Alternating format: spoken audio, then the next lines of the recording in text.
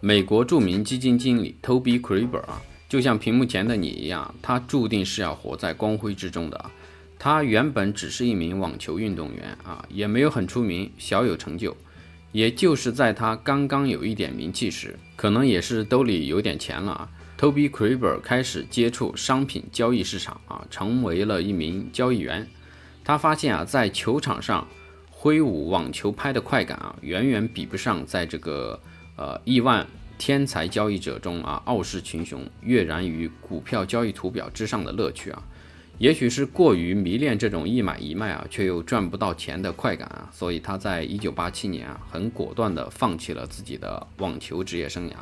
开始了全职交易。可能他确实在金融领域有所天赋啊，转行之后真的就让他打造出了自己一套行之有效的交易方法啊，甚至还出版了一本名为《Day Trading with Short-Term Price Pattern》的著作啊，里面详细介绍了市场价格在短期内的波动模式啊。这本书对于很多的早期的这些交易员啊，都产生了深远的影响啊。在当时的市场中掀起了一场革命。书中 Toby Cribber 啊详细的分享了一个，即便是现在还有很多人采用的价格形态啊，就是这个 Narrow Range Bar。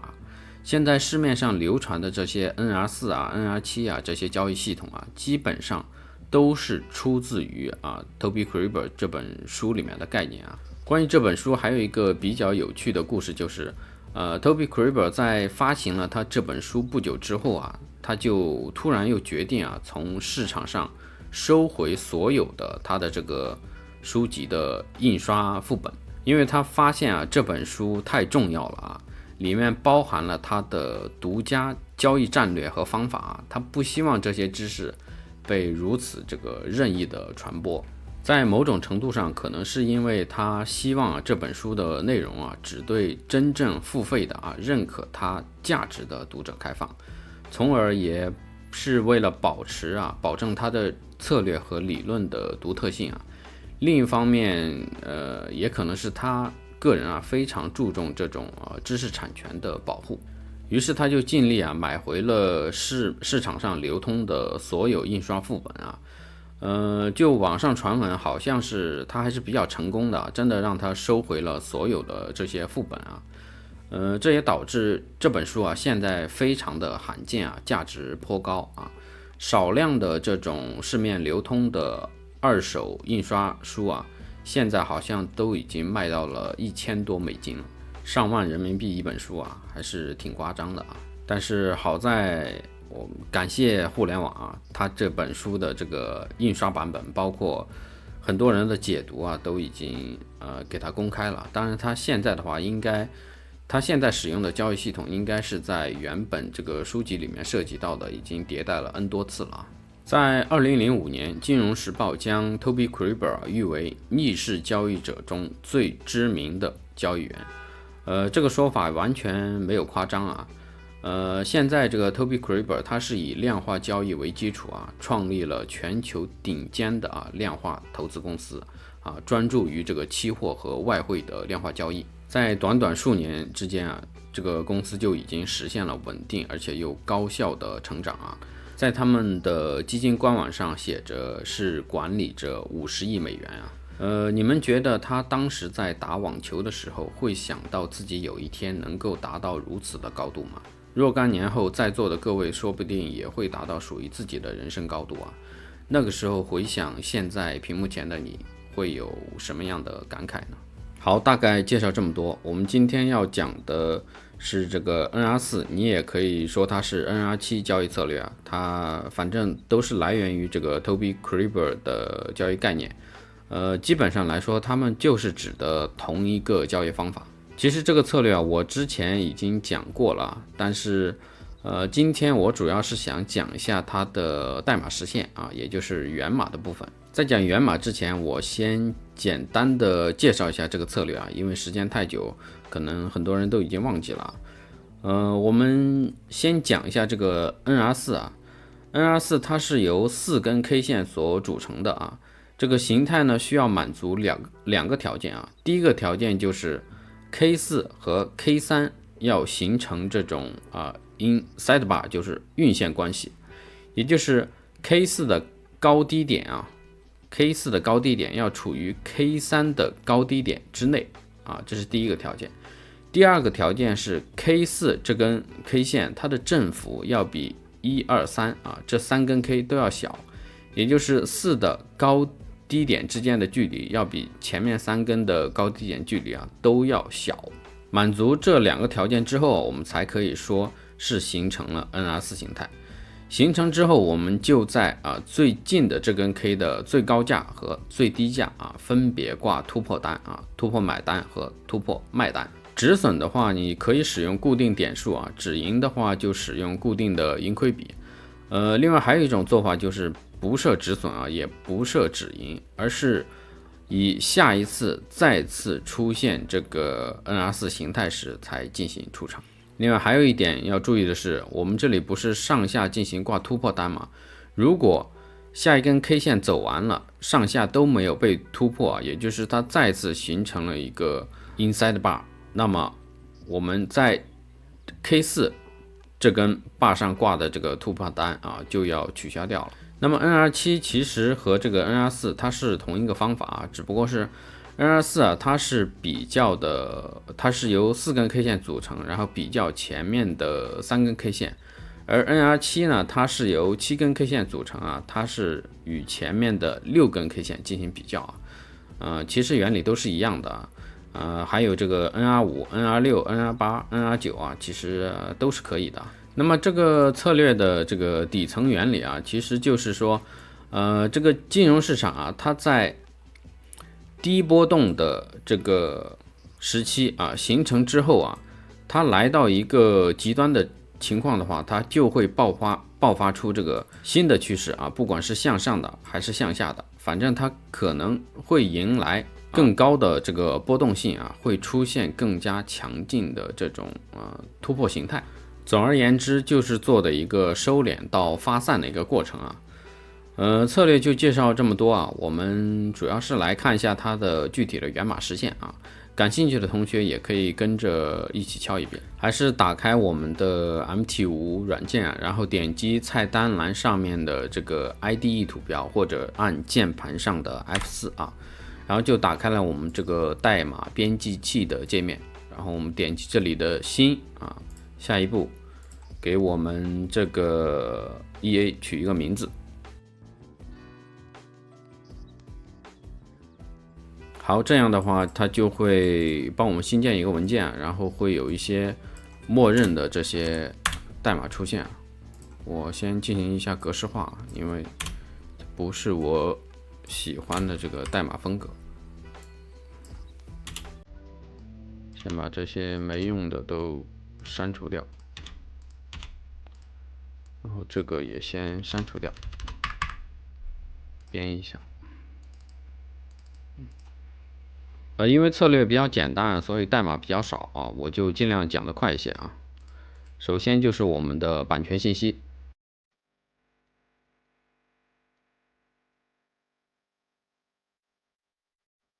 这一块的内容各位可写可不写不影响程序正常的运行逻辑。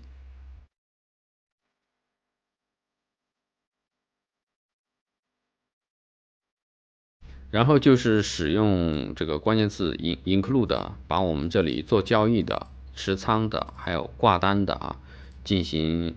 相应的库引入，然后创建对应的这个操作对象。然后这一块的内容呢，主要其实就是我们的这个外部参数这个 trade comment 它是我们待会儿下单的时候我们下单的一个备注然后这里的话就是 EA 的魔术号，接下来交易的这个时间周期然后是这里代表的就是你是 NR4 还是 NR5、NR6、NR7 也就是估计大家应该明白这个意思默认的就是 NR4， 我这里就填4。然后这里的就是我们具体每一笔交易所要下的手数然后是我们的止损点数是多少止盈点数是多少如果传入这个0的话，就代表的是没有止损啊。传入这个 take profit 也传入0的话，就代表没有止盈。如果是没有止损也没有止盈的话，那么你就是在你的代码逻辑里面啊，就必须要有一个出场方式啊，这个待会我们会写啊。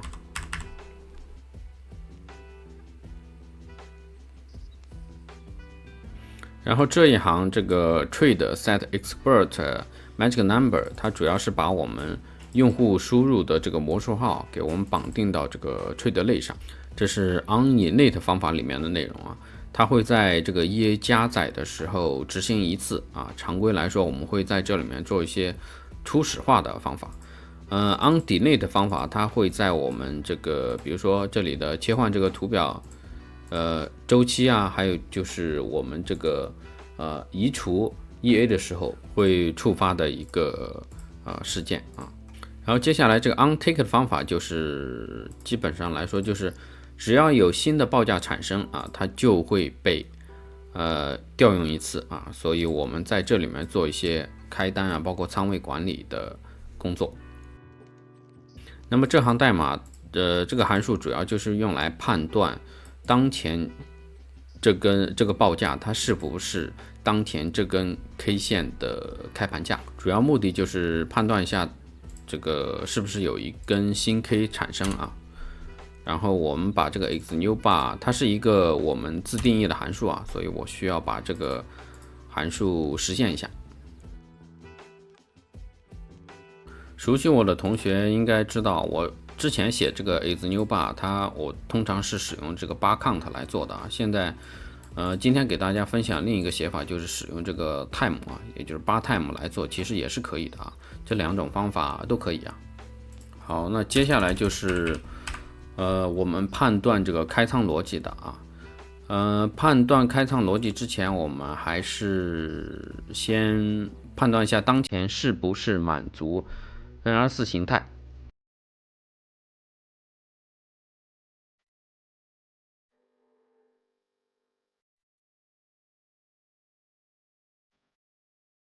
我们在这个 onTicket 方法下面给它加一个函数啊，主要就是用来判断我们这个是否满足开仓信号。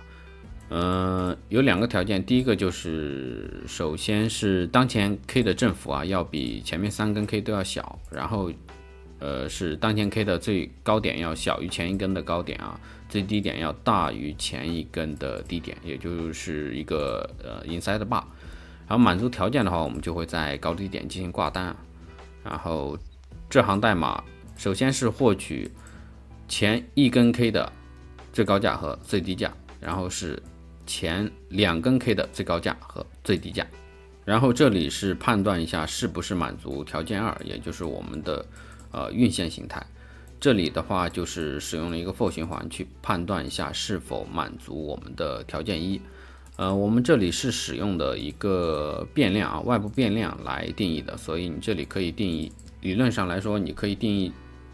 随便多少都可以，哪怕定义成40都是可以的。但是我估计定义成40的话，你这个形态就不是很好找啊，这个交易信号会非常的少。好，这个函数写完之后，我们在这个 onTicket 方法里面进行一个调用啊，进行相应的开仓的一个判断。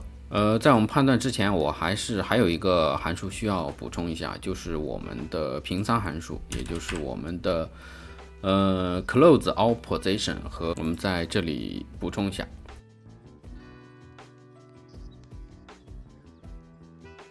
这是平调所有仓位的一个方法啊。首先是 for 循环，便利我们的 positions total 啊，便利所有的持仓，然后使用 select by index 啊，选中我们这笔持仓，然后判断一下当前持仓是不是我们当前图表交易的这个 symbol 啊，包括它的 magic number 是不是一致啊。如果这两个条件都满足的话，我们才会进行position close 的调用啊，也就是平仓的调用。这里是针对于我们的平调当前持仓的，它还有一个方法是需要我们删除这个挂单的啊，也就是它不是在满足条件之后会在上面挂一笔突破单，下面挂一笔突破单。当我们上面这笔突破单满足的时候，也就是做进去的时候，我们下边这笔突破单就要给它进行删除啊，也就是我们要进行一个删除挂单的一个函数的编写。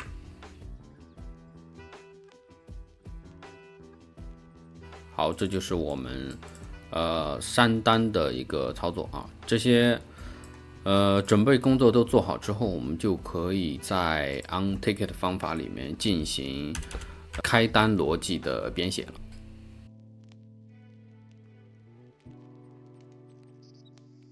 我们首先是调用这个 Heads Signal 来获取当前 K 线是否满足开仓信号的一个判断。如果返回的是1的话，那么就代表满足啊；如果是0的话，就代表是不满足条件的啊。所以我们这里如果当它这个 signal 等于1的话，我们首先是调用这个 close all positions 把所有的订单之前的订单给删除掉。如果你是不想要有这种出场机制的话，那么你就必须要设定止损的点数和止盈的点数。然后接下来的话是获取我们的一个高低价格啊，然后是设定一个挂单的过期时间啊，这里代表的就是下一根 K 啊，下一根 K 如果没有向上突破，也没有向下突破的话，那么这笔挂单就会被删除掉。然后这里是设置买单的止损价啊，买单的这个目标价啊，也就是盈利的价位啊，可以传入0啊，0的话就代表是没有止损也没有止盈。最后我们调用这个 buy stop 把这个买单的突破单给它挂上去。相对应的这个空单也是同样的逻辑啊，基本上你来看这个代码结构也是非常相似的啊，只不过这里调的是 buy stop， 这里是 sell stop。基本上来说这就是全部了啊。还有一个就是当我们其中一边的突破单被成交的时候，我们需要把另一边的突破单给它删除掉。好，到此为止，我们整个这个 EA 就已经写完了。我们把它编译一下啊，编译一下。零 errors 零 warnings 啊，没有报警也没有异常啊。大家这个代码其实真的很简单啊，没有多少代码，大家可以根据自己的需求啊，添加一些你自己想要加的这个出场机制啊，包括你的进场也可以加一些这种过滤器啊。因为这个策略啊，包括这个源码啊，问的人还是挺多的，所以我今天就给大家简单做一下分享啊。好，这就是今天的全部内容。如果对您有帮助的话，还请点赞、评论加关注。那我们就下个视频再见吧，拜拜。